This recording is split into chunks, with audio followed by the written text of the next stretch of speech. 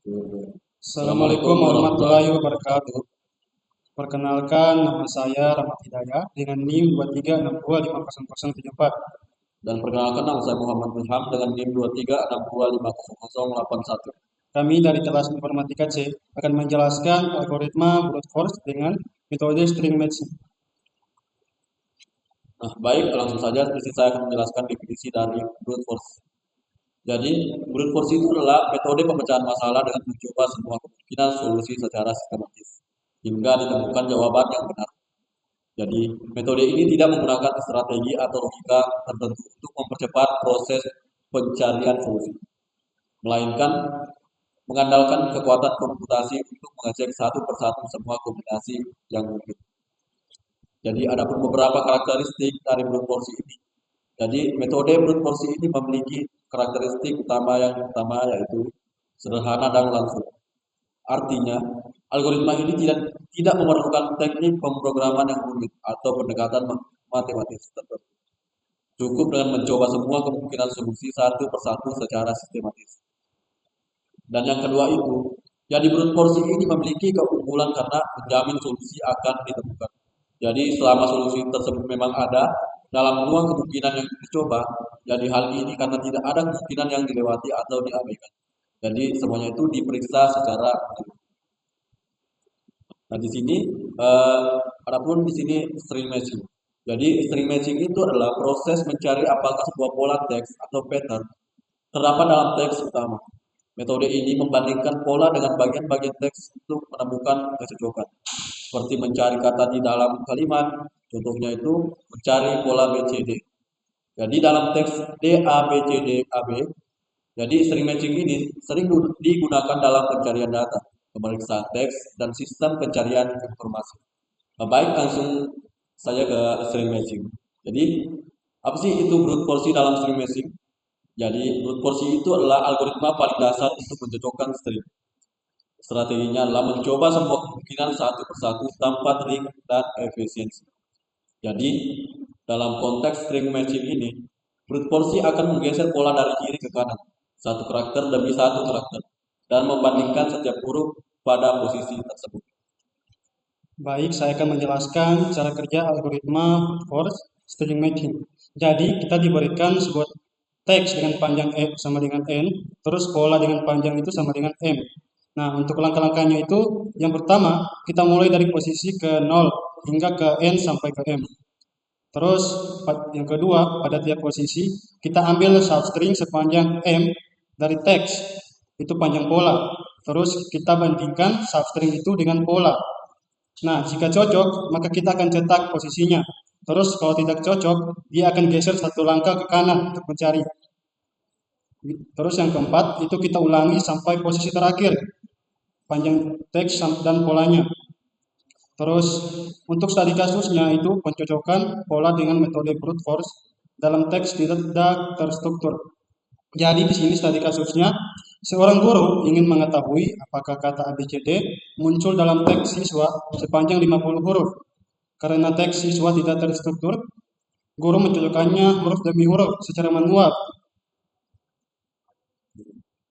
Cara manual dan menggunakan perhitungan, menggunakan algoritma brute force. Jadi di sini ada teks 50 huruf dari D, A, B, B sampai DB. Terus pola yang dicari oleh guru itu adalah ABCD. Nah, jadi langsung saja kita masuk ke penjelasan dan pengerjaannya. Saya akan menjelaskan kode brute force string matching di dalam Python. Nah, untuk studi kasusnya tadi, di situ ada seorang guru ingin mengetahui apakah kata ABCD terdapat di dalam rangkaian teks siswa yang berjumlah 5 karakter acak. Jadi, untuk menyelesaikan permasalahan ini, kita gunakan algoritma brute force dengan metode string matching. Nah, di sini sudah terdapat dua variabel, yaitu teks dan pattern. Untuk teksnya itu ada 50 karakter acak, dan patternnya ada 4. 4 itu kata kunci yang dicari oleh guru. Jadi langsung saja di sini kita masukkan dulu fungsinya. Fungsinya def brute force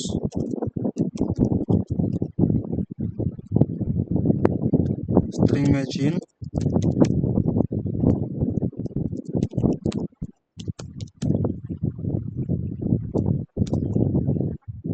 terus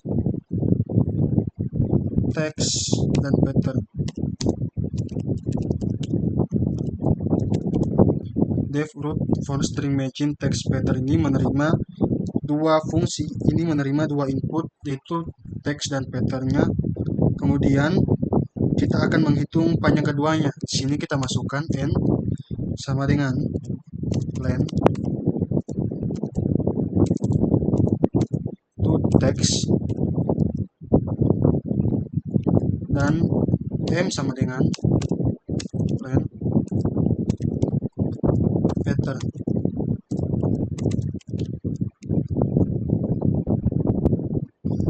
Nah, untuk n ini akan menghitung panjang teks itu 50 karakter acak, dan m-nya itu akan menghitung patternnya ada 4 karakter.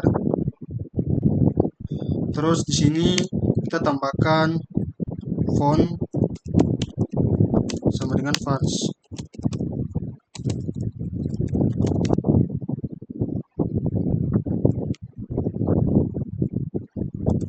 Nah, untuk font ini adalah boolean yang dimana nilainya itu berupa true dan false. Di sini saya masukkan nilainya false. Kenapa saya memasukkan false? Karena di sini false itu akan menandakan apakah pola ditemukan dalam teks atau tidak. Nah, awalnya saya set false dan dia akan berubah menjadi true jika pola itu berhasil kita temukan atau patternnya kita temukan. Terus kita tambah lagi for i in range.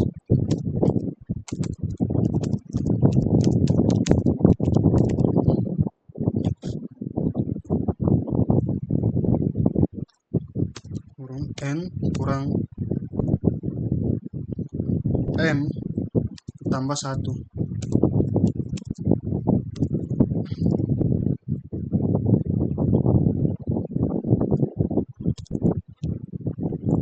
Jadi for i in range ini kita gunakan untuk menentukan berapa kali pergeseran yang dilakukan. Nah, jadi jika n-nya itu sama dengan 50 dan m-nya itu sama dengan 4, maka range-nya itu adalah 47. Nah, karena 50 dikurang 4 itu hasilnya 46, terus kita tambahkan dengan 1, maka kita dapat 47. Terus kita tambahkan lagi di bawahnya ada match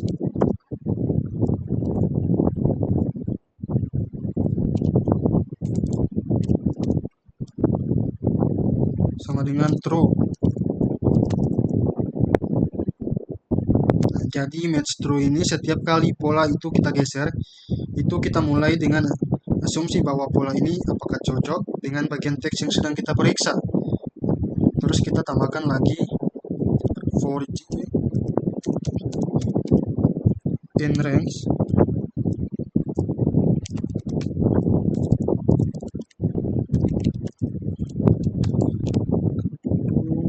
m.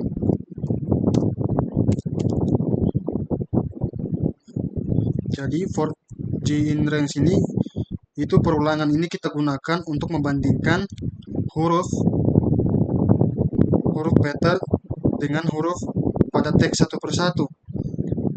Sini kita tambahkan lagi if text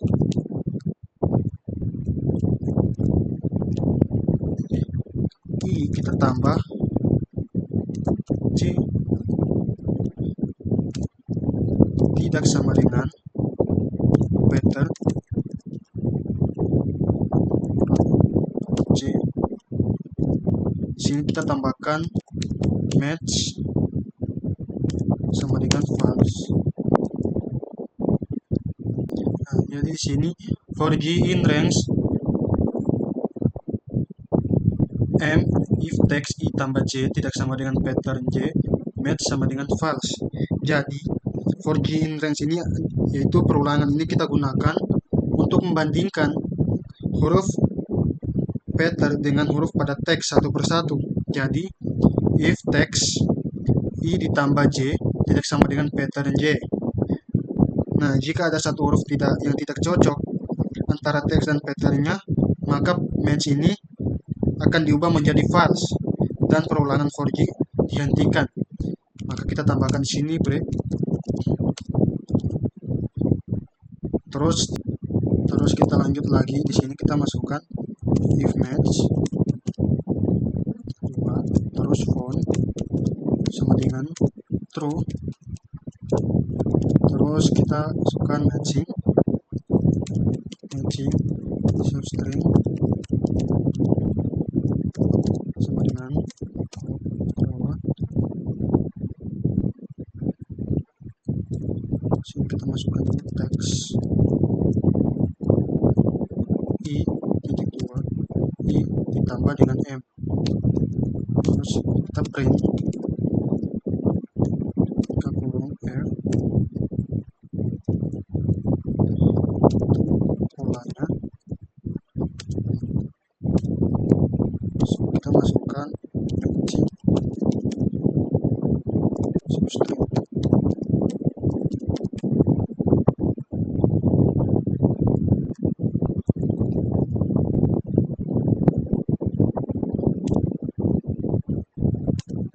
Jadi ditemukan, masukkan sini, ditemukan di posisi ke I indeks yang pertama,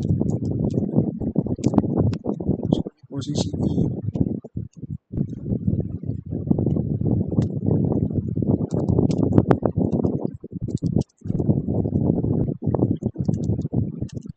kurung indeks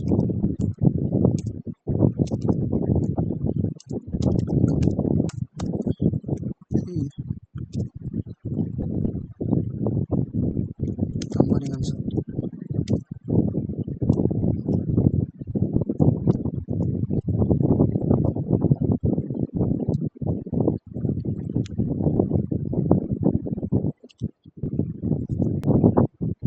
Jadi di sini ada if match. If match itu jika semua huruf itu cocok, maka dia akan menjadi true.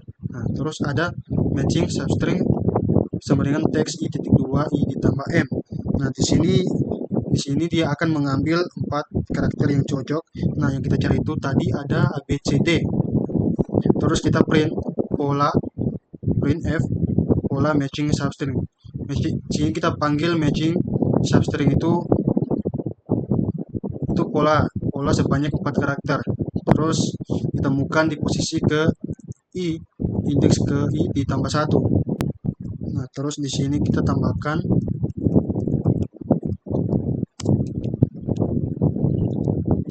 if not found,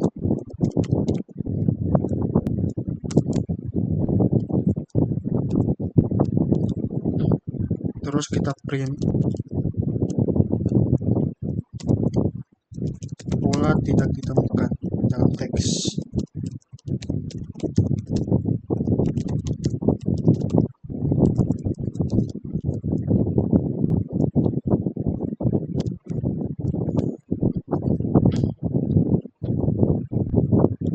Jadi di sini kita masukkan if not found. Nah, if not found itu jika semua proses yang kita cocokkan tadi sudah selesai dan kita tidak menemukan pola yang cocok di dalam teks, maka dia akan menghasilkan itu pola tidak ditemukan di dalam teks. Selanjutnya kita masukkan fungsinya,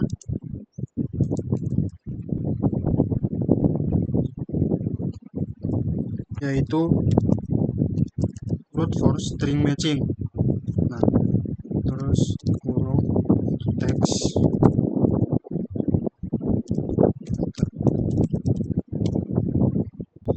sini kita panggil fungsinya dan kita langsung jalankan. Maka hasilnya pola ABCD ditemukan di posisi ke-9 indeks ke-10. Nah, kita dapat hasilnya itu patternnya ABCD di posisi ke-9 atau indeks ke-10. Baik, itulah penjelasan brute force string matching di Python. Jadi untuk yang pertama asymptotic time complexity atau waktu, Nah, di bagian len sini kita akan eksekusi satu kali. Jadi untuk kompleksitasnya itu O1. Terus di bagian for i in range-nya itu for i in range n kurang m tambah 1 itu kita namakan lob 1 atau lob pertama. Jadi for i in range n kurang m tambah 1 itu perulangan sebanyak n dikurang m ditambah 1. Nah, maka kita dapat itu on. Terus di for g in range itu lob keduanya. Di dalam lob for g in range itu lob luar, maka ini nested atau maksimalnya itu kita dapat di om. Terus kita gabungkan keduanya. Di situ. Yang pertama tadi dari for g in range kita dapat on. Terus kita kali dengan di for g in range m-nya atau lob kedua di sini kita kali dengan om. Nah, maka kita dapat itu hasilnya o dalam kurung n kita kali dengan m. Ini adalah asintotik dari time complexity. Terus untuk asintotik space complexity ruangnya itu, di situ ada variabel yang kita gunakan yaitu ada n, m, i, j. Nah, semua itu bersifat scalar. Di sini tidak ada penggunaan array list atau data tambahannya, maka kita dapat kompleksitas ruangnya itu sini waktu. Untuk ruangnya kita dapat di s n, kurung terus. Nah, untuk kompleksitas ruangnya itu kita dapat O1. Jadi, untuk base case-nya itu OM, base case-nya itu OM. Terus worst case-nya itu ada N dikali M, N dikali M, N dikali M. Dan untuk ruangnya itu O1. Nah, jadi di sini kan ada 50 data, contohnya 50 data. Terus kita cari di sini ABCD, ABCD. Nah, di sini pertama kita buat dulu di sini A, terus B, C, D. Nah, karena di sini untuk yang indeks pertama kan tidak cocok kan. Terus kita geser lagi satu huruf ini. Ini kan untuk D ini tidak cocok. Kita geser ke C. Nah, di sini kita hapus A. Di sini kita ubah jadi A. Terus sini B. Selanjutnya itu C. Sini D. Nah, untuk indeks kedua yang di atas ini kan kita tidak sama juga, di sini ada C, di sini A. Belum cocok. Terus kita lanjut lagi di bagian indeks yang ketiga ini B. Di sini kita hapus, kita lompat lagi satu baris.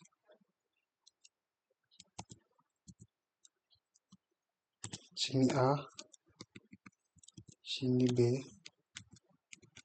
sini C, sini D. Nah, di sini juga untuk indeks yang ketiga kan belum cocok juga. Sini B, di sini A, kita belum dapat. Kita geser lagi, kita geser.